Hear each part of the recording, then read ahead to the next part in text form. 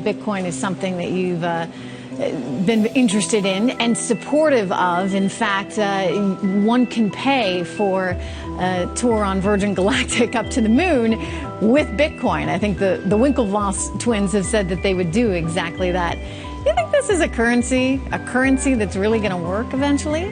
Well, I think it is working, and there will be other currencies like it that may be even better. But in the meantime, there's a big industry around Bitcoin.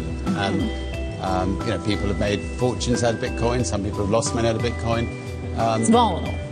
It's volatile.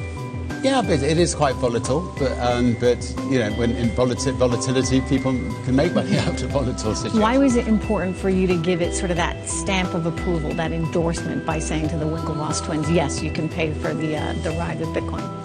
Because I'm not foolish. I mean, if people have got lots of Bitcoins and they want to go to space, I'd much rather they spent that money on our spaceship.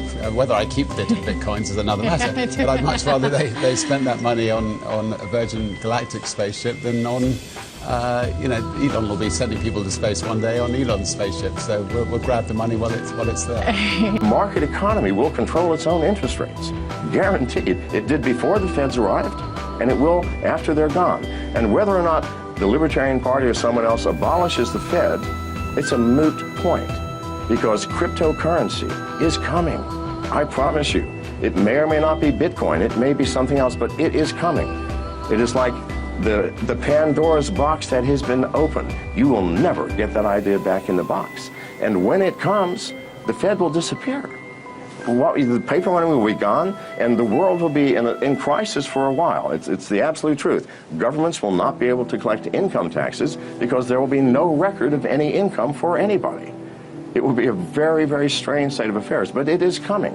And when it does, shortly thereafter, there will be no Fed. It cannot exist in the world of cyber currency.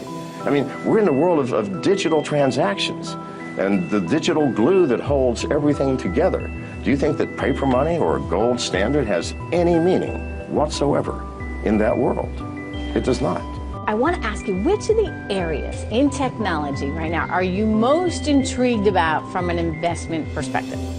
Okay, well, I think it's Bitcoin. Bitcoin? I think it's Bitcoin because I think Bitcoin really has the potential it and other virtual currencies have the potential to transform the world pretty much the way the internet did way back when.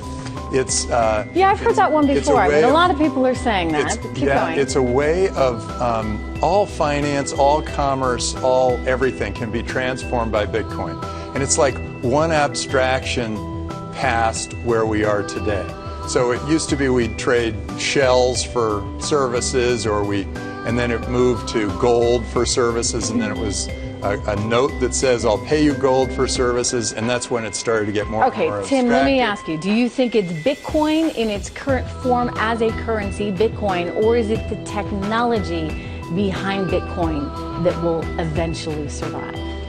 Well, it turns out in any industry there's always some movement, and there's a possibility that there are other types of coins that become more prevalent. But most of the entrepreneurs, most of the Boost companies, my son's Boost incubator, most of those companies are all building their infrastructure around Bitcoin. The need to move money from place to place, the cost of doing so, the overhead, as you put it, makes me think, believe it or not, of Bitcoin, because some people have said, hey, Bitcoin is the answer to those problems. Are you a believer?